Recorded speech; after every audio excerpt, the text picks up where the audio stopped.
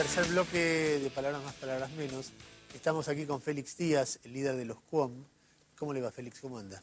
Muy buenas noches, Ernesto. Un gusto nuevamente poder estar aquí. Gracias por venir primero.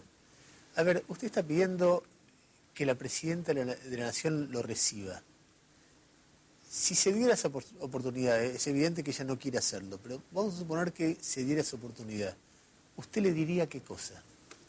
Bueno, nosotros lo que le diríamos a la presidenta es que nos escuchen y que aplique los derechos constitucionales que ya están establecidos y que empiece a dar participación a los pueblos indígenas, porque no es solamente la comunidad QOM la que reclama, sino que todo el pueblo indígena se está manifestando contra la injusticia que la padecemos día a día en el interior del país.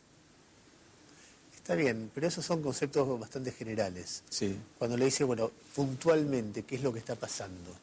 Puntualmente lo que está pasando es el tema territorial, que es el eje central de la discusión que nosotros estamos arrastrando, porque después de la represión del día 23 de noviembre de 2010, hasta ahora no hemos sido escuchados ni atendidos los reclamos que venimos haciendo. Y eso a nosotros nos duele mucho porque a pesar de que hemos cedido siempre, escuchando las propuestas que nos dan los estados, pero no se avanzó ni un paso. En un momento usted se reunió con Randazzo.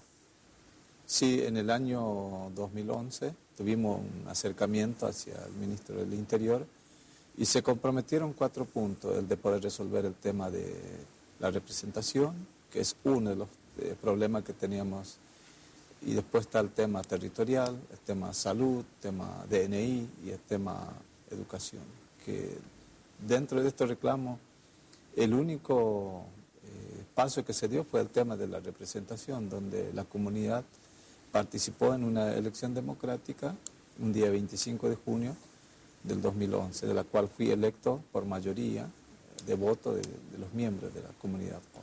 ¿DNI no le dieron? No es la totalidad, sino un gran porcentaje de la comunidad no tiene DNI.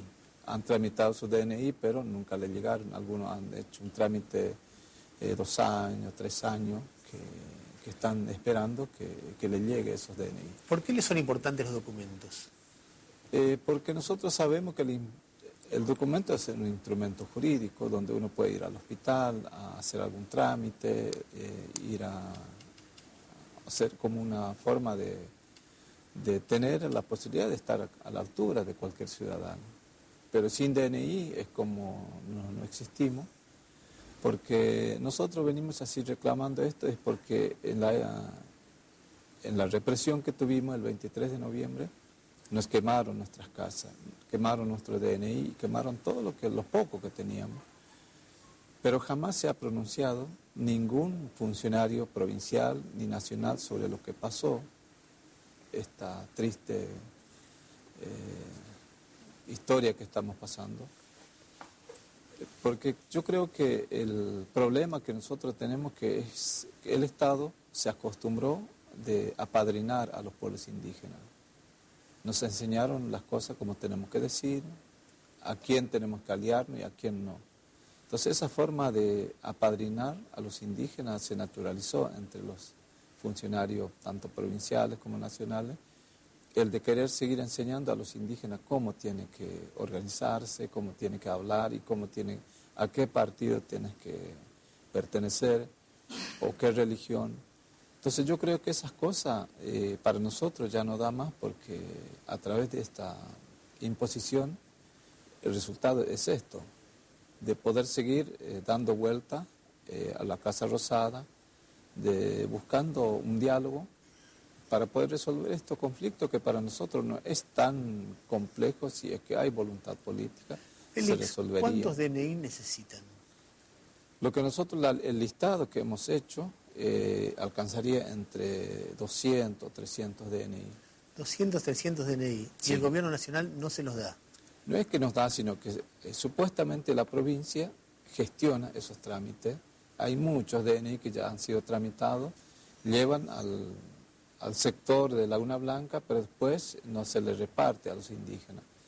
¿Por qué? Porque nosotros vemos que es un voto negativo para el gobierno de Formosa. Entonces, pero son 200 votos, tampoco va a definir una elección. El gobierno Infran gana por decenas de miles de votos. No define la elección, pero es como una forma de dar un mensaje de que nosotros no tenemos derecho de denunciar, no tenemos derecho de participar en cualquier discusión que se puede generar dentro de una política que es supuestamente democrática. Y nosotros, los pueblos indígenas, empezamos a organizarnos. Tuvimos una cumbre el día 3 y 5 de junio en Formosa capital, de la cual han participado 20 pueblos indígenas en 15 provincias, de la cual esa cumbre me designaron a mí como vocero y representante de estos pueblos que fueron partícipes en esa cumbre. Y es una tarea que me tocó llevar adelante esta lucha, que es una lucha muy difícil, pero lo que nosotros queremos es que podemos sentar con el gobierno para que nos escuche nuestro planteo, para que estas cosas se terminen de estar tapando nuestras bocas a través de un plan social o una vivienda o una gota de agua, porque lo que nosotros queremos es discutir una política en seria para que podamos también ser partícipes de una construcción que el Estado argentino se merece, porque el Estado mismo nos reconoce como somos pueblo preexistente, por lo tanto, el derecho que se escribió tiene que ser aplicado para poder parar esta injusticia que estamos padeciendo. Cuando usted vio el 25 de mayo a Cristina al lado de Gildo Infran, ¿qué sentimiento, reflexión le generó? La verdad que yo sentía es como la esperanza es enorme con la presidenta. ¿Por qué? Porque creemos que la mujer lo entendemos que es más sensible que el hombre. Pero cuando mirándolo, la imagen de Gildo Infran es como cae esa esperanza.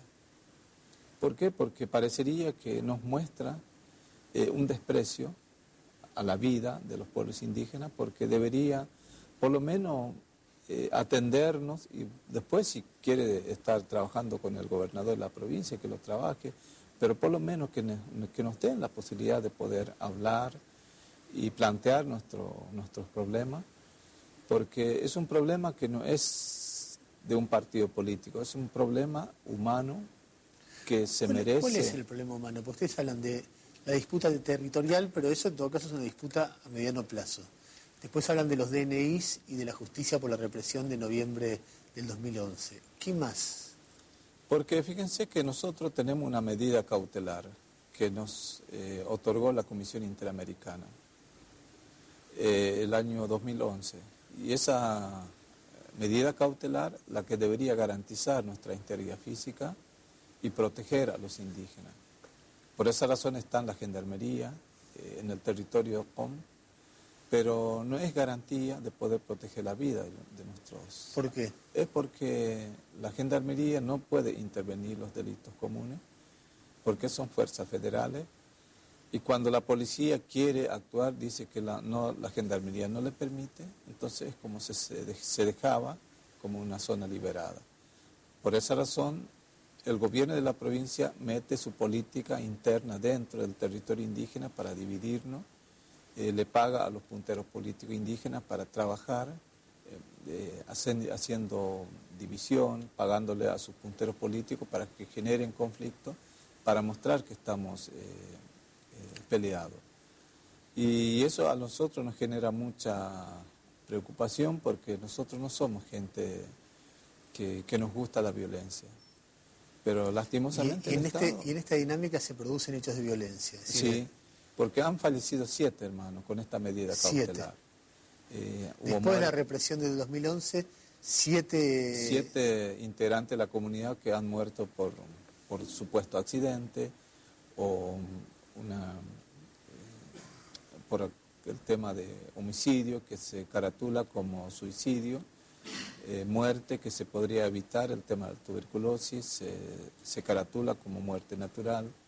Entonces no se investiga esas muertes, que son seres humanos que podría ser asistidos a través de los recursos que el Estado tiene como para poder garantizar la vida de los pueblos indígenas. Félix, 2 cosas más. Cuando usted está hablando todo el tiempo de comunidades indígenas. Sí. no habla de pueblos originarios. Sí. ¿Cuál es la denominación que a usted le parece más correcta? Para nosotros es una imposición que es muy compleja la situación de denominarnos. ¿Por qué? Porque en aquel entonces, cuando a nosotros nos decían los toba, es una imposición de un lenguaje guaraní, el toba es la cara, y en muchas ocasiones que el criollo paraguayo nos miraba de que decían el tobataú, tobajatá. Entonces, como una forma despectiva de mirar al indígena como, por decir, tobayá, cuñado. Entonces, cuando nos dimos cuenta de esta burla que nos hacen, decimos, tenemos que sacar encima esta imposición. Por esa razón nos denominamos los com. Anteriormente nos conocían como los toba, porque es una forma de poder retomar nuestra propia identidad y valores culturales que anteriormente teníamos. Y ninguna otra denominación, ni indios, ni comunidad indígena, ni pueblos originarios, le termina de convencer. Porque nosotros entendemos de que estamos en un proceso de retomar nuestra forma tradicional de organizarnos, porque fíjense que nuestra comunidad fue la primera en poder tomar una resolución de denominarse como corresponde. Entonces la autoridad que la comunidad pone es caracé, que soy yo, ya no es cacique. ¿Por qué? Porque la imposición del colonialismo era cacique. Entonces, el Estado argentino en la época del general Perón lo vestía a los caciques militares. Le ponían títulos como generales, caciques generales, y lo vestían con los uniformes militares, que es una burla. ¿Por qué? Porque creen que al tener esa jerarquía podría potenciar el liderazgo, pero es una forma de dominación. Entonces, cuando despojamos esta forma de imponernos, queremos denominarnos como somos, no queremos que nos digan cómo tenemos que decirnos. Entonces, Félix, estamos trabajando para poder construir un nombre auténtico que sea desde nosotros mismos. y cuando el gobierno habla de darles un canal de televisión a los pueblos originarios, ¿a usted le parece atractiva la posición? ¿Qué le parece? Para nosotros la comunicación es una herramienta de comunicarse que también es útil. Se han creado leyes que para nosotros son importantes, pero leyes que son propaganda, así como la ley 2660, que es la que garantizaría de evitar los desalojos en las tierras comunitarias.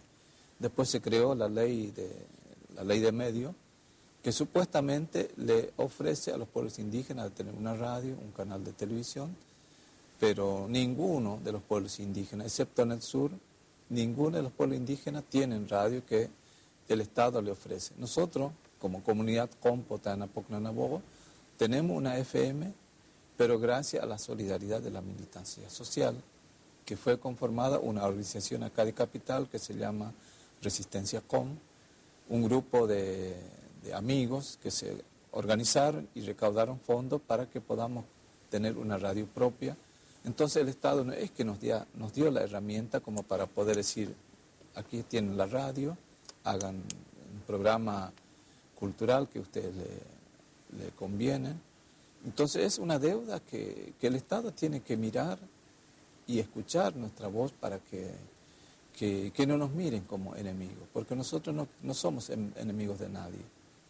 Tampoco no nos consideramos actores principales de una política participativa en esta discusión de los partidos políticos, porque estamos fuera, estamos desesperados por sobrevivir, no tenemos agua, no tenemos acceso a la salud, no tenemos regularizados los DNI, o sea, montones de cosas que queremos resolver primero y después discutir con los partidos políticos nuestras propuestas.